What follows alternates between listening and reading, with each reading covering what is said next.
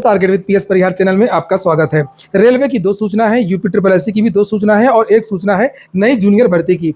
पूरी बात करेंगे। वीडियो को जल्दी से लाइक कर दें, शेयर कर दें और जिन छात्रों ने चैनल को अभी भी सब्सक्राइब न किया हो तो जल्दी से सब्सक्राइब कर लें ताकि आप लोगों को इसी प्रकार की ऑथेंटिक अपडेट से सबसे पहले मिलती रहे। चलिए शुरू करते हैं। जैसा कि आप देख रहे हैं कि रेलवे में नई भर्तियों के लिए जो प्रक्रिया है वो चल रही है। चाहे पहले लोको पायलट की भर्ती आई, फिर टेक्नीशियन की भर्ती आई और इसके बाद में एनटीपीसी की भर्ती भी आ गई है और अब जो अगली वैकेंसी है वो मिनिस्टीरियल और ग्रुप डी की भर्ती है। वहीं पर ग्रुप डी के बारे में अभी पता नहीं है कि कितने पदों पर भर्ती आएगी, लेकिन आरटीआई के द्वारा एक जानकारी मिली है जिसमें जो रिक्त पद हैं उसके बारे में जानकारी दी गई है और ये आरटीआई है 22 सितंबर की, यानी कि ये आरटीआई 2 दिन पहले की है।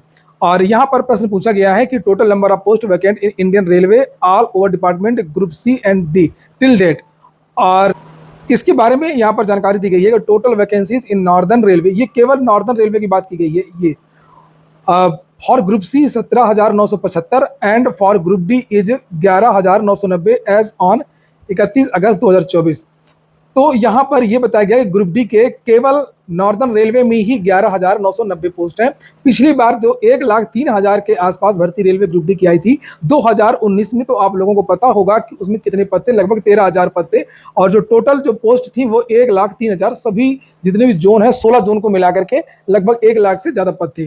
तो इस बार भी जैसे पिछली बार 13,000 पद थे, इस बार लगभग 12,000 पद है, ये देख सकते हैं आप लोग। और इससे ये आइडिया चलता है अगर इतने पदों पर वैकेंसी आती है, इतने पद रिक्त है, तो निश्चित तौर पर जो ग्रुप डी का विज्ञापन जारी होने जा रहा है, अगला वाला विज्ञापन या तो अगले महीने आएगा, अक्टूबर के महीने में या नवंबर के महीने में। आपको पता है कि रेलवे ने एक पूरा का पूरा शेड्यूल जारी किया था जिसमें रेलवे ने यह बताया था कि किस महीने में कौन सी भर्ती का विज्ञापन जारी करेंगे और उस विज्ञापन के अनुसार, उस विज्ञप्ति के अनुसार इसका जो नोटिफिकेशन है वो या तो अक्टूबर के महीने में या नवंबर के महीने में जारी हो जाएगा।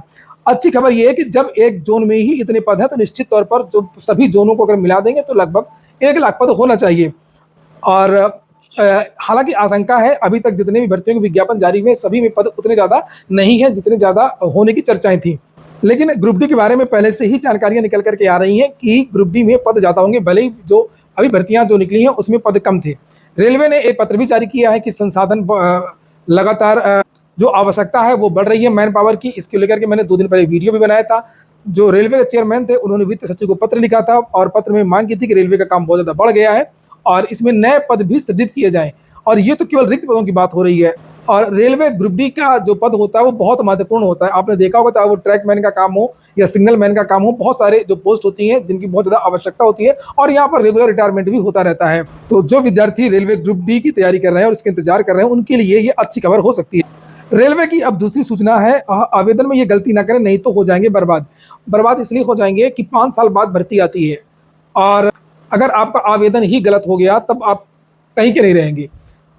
और उसको लेकर के एक सूचना दी गई है कि आवेदन में आप लोग ये गलती ना करें, जिससे आप लोग यहाँ पर देख सकते हैं। पहले हम रेलवे की बात कर लेते हैं। यहाँ पर देखिए लिखा है रेलवे में 8,113 पदों पर वैकेंसी, मोबाइल से ली गई फोटो लगाई तो कैंडिडेट का आवेदन रद्द हो जाएगा। तो मोबाइल से फोटो खींच करके ज्यादातर लोग तो फॉर्म भी मोबाइल से ही भर लेते हैं, तो ये गलती ना करें। यहाँ पर साफ साफ लिखा हुआ है, देखिए रेलवे ने ग्रेजुएट्स के लिए 8,113 पदों पर 14 तारीख को ये विज्ञापन निकला था जिसमें goods train manager, station master, chief commercial कम टिकट सुपरवाइजर जैसे पद है। इस भर्ती के आवेदन में मोबाइल से ली गई फोटो का उपयोग करना उम्मीदवारों के लिए भारी पड़ सकता है। ऐसा करने पर उनका फॉर्म जो है वो निरस्त भी हो सकता है। दरअसल रेलवे ने इसे लेकर के स्पष्ट निर्देश जारी किया है जिसके अनुसार मोबाइल से ली गई फोटो मान्य नहीं है। उम्मीदवारों को प्रोफेशनल स्टूडियो के लिए से लिए गए नवीनतम रंगीन फोटो का उपयोग आवेदन में करना है। नॉन टेक्निकल समकक्ष कैटेगरी एनटीपीसी के तहत निकाली गई यह वैकेंसी अजमेर, बिलासपुर, अहमदाबाद, कोलकाता, मुंबई समेत अन्य रेलवे भर्ती बोर्ड के लिए है जिसके लिए आवेदन की प्रक्रिया शुरू हो चुकी है। और इसमें चीफ कमर्शियल कम टिकट सुपरवाइजर के 1736, तो इसमें पदों के विवरण के बारे में जानकारी दी गई है। लेकिन यहाँ पर ये लिखा है कि जो फोटो आप लगाएं वो साफ और चेहरा स्पष्ट होना चाहिए।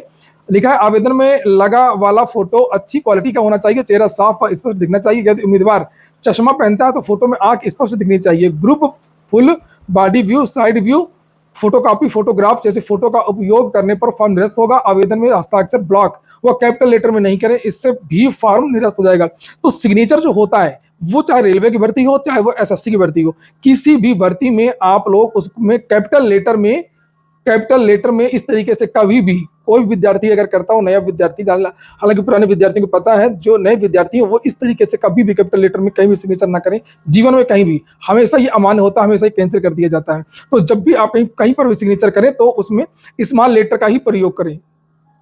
ऐसे चलिए अब चलते हैं यूपी ट्रिपल एससी में आज धरना प्रदर्शन हुआ था, इसको लेकर के मैंने वीडियो भी बनाया। पदों के लिए जो पीईटी 2021 के तहत भर्ती आई थी उत्तर प्रदेश अधिनियम सेवा चयन आयोग के अंतर्गत, उसके लिए इकट्ठे हुए हैं सर। 2021 से जो भर्ती आई उसके बाद नवंबर 2022 से फॉर्म भरना स्टार्ट हुआ था सर। हमारा एग्जाम जो है वो 27 अगस्त 2023 को संपन्न हो गया।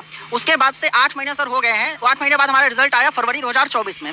तब से अभी तक सितंबर चल रहा है सर, 8-9 महीने हो गए हैं, जिसमें हमारी टाइपिंग परीक्षा अभी तक पेंडिंग है सर। एजेंसी का चयन हुआ है नहीं हुआ है, आगे क्या प्रक्रिया है, हमें किसी प्रकार का कोई नोटिस नहीं दिया गया है सर। 4 साल हो गए हैं, अभी हमारी भर्ती पर आगे 3-4 स्टेप बाकी है। तो यहाँ पर इन विद्यार्थियों का रिटर्न का रिजल्ट तो आ गया, लेकिन ये जूनियर असिस्टेंट 1262 पदों की जो वैकेंसी थी उसके विद्यार्थी हैं। विद्यार्थी गुहार लगा रहे हैं, प्रार्थना कर रहे हैं कि हमारी टाइपिंग करवाई जाए। और जानकारी मिली कि अभी तक इनकी जो परीक्षा एजेंसी टाइप करने वाली एजेंसी है वही क्लियर नहीं हो पाई है। तो आज शाम तक विद्यार्थी धरना प्रदर्शन करते रहे और उसके बाद इन विद्यार्थियों को बुलाया गया। इन विद्यार्थियों से कहा गया कि हम जो एग्जाम भी करवाएंगे, टाइपिंग भी करवाएंगे, सारी चीज़ें बहुत जल्दी होंगी। जिस तरीके से हमेशा की तरह आश्वासन दिया जाता है तो वो आश्वासन ही है। यूपी ट्रिपल एससी का काम तो इस तरीके से चल रहा है कि कोई भी व्यक्ति इसको सीधे सीधा लक्ष्य न बनाए, दूसरी भर्तियों की भी तैयारी करता रहे, नहीं तो फिर 5 साल का धैर्य हो। उदाहरण के लिए आप लोग यही भर्ती देख सकते हैं, 21 का विज्ञापन है, उसके बाद में फिर परीक्षा होती है, 1 साल बाद फिर परीक्षा का रिजल्ट आता है, फिर उसके बाद में टाइपिंग होनी है, फिर 1 साल बाद में फिर उसके टाइपिंग का रिजल्ट आएगा, फिर उसके बाद में फिर डीवी का रिजल्ट आएगा, फिर फाइनल रिजल्ट आएगा। तो आप समझ सकते हैं जिस तरीके से प्रक्रिया चल रही है, वैसे इस भर्ती में अभी 2-3 साल और लगना चाहिए। ऐसी और भी बहुत सारी भर्तियां हैं 2016 की, 15 की, जो अभी तक पूरी नहीं हुई हैं और विद्यार्थी इन भर्तियों में फंसे रहते हैं। एक और सूचना है यूपी ट्रिपल एससी की, जो आप यहाँ पर देख सकते हैं। यूपी ट्रिपल एससी ने आज एक और भर्ती का जो पेपर का पैटर्न है वो जारी किया है। और ये जो पेपर का पैटर्न है वो कनिष्ठ विश्लेषक औषधि मुख्य परीक्षा खाद्य सुरक्षा एवं औषधि प्रशासन उत्तर प्रदेश लखनऊ के नियंत्रणाधीन कनिष्ठ विश्लेषक औषधि के सीधी भर्ती के कुल 361 पदों पर चयन हेतु भारत के नागरिकों से ऑनलाइन आवेदन जो है वो मांगे गए थे अप्रैल और मई के महीने में।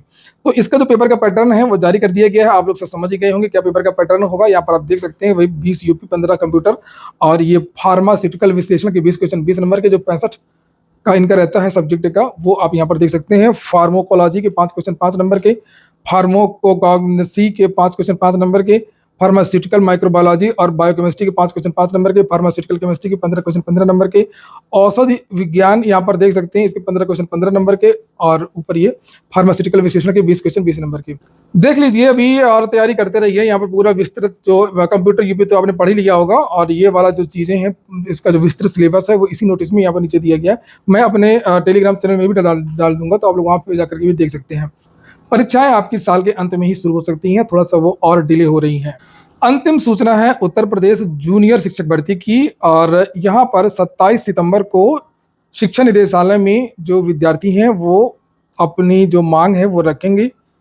ये धरना प्रदर्शन लिखा हुआ है। अशासकीय सहायता प्राप्त जूनियर हाई स्कूल में 5000 से अधिक रिक्त पद, बेसिक शिक्षा सेवा नियमावली 1981 में 19वां संशोधन को बहाल करते हुए गणित विज्ञान की भांति सामाजिक विज्ञान, हिंदी, संस्कृत, अंग्रेजी, कला इत्यादि विषयों में 50% की सीधी भर्ती किया जाए। और शासकीय अशासकीय सहायता प्राप्त माध्यमिक इंटर कॉलेज जहाँ 6 से 8 तक की कक्षा संचालित है में NCTE की अधिसूचना का अनुपालन करते हुए बीएड उच्च प्राथमिक टेट उत्तीर्ण अभ्यर्थियों की नियुक्ति की जाए। और बताया जाता है कि एडेड विद्यालय, परिषदीय विद्यालय, शासकीय जो GIC वगैरह हैं, इनमें सब में जहाँ पर 6 से 8 की कक्षाएं चलती हैं, इनमें सब में अगर भर्तियां होने लगी तो कम से कम 40 से 50 हज़ार भर्तियां हो सकती हैं, जो बीएड वालों के लिए काफ़ी अच्छा रहेगा। लेकिन मैं बता दूं कि जूनियर की भर्ती होती है उसमें BTC या डीलर के विद्यार्थी भी आवेदन कर सकते हैं। आज के वीडियो में इतना ही। पूरा वीडियो सुनने के लिए बहुत बहुत धन्यवाद।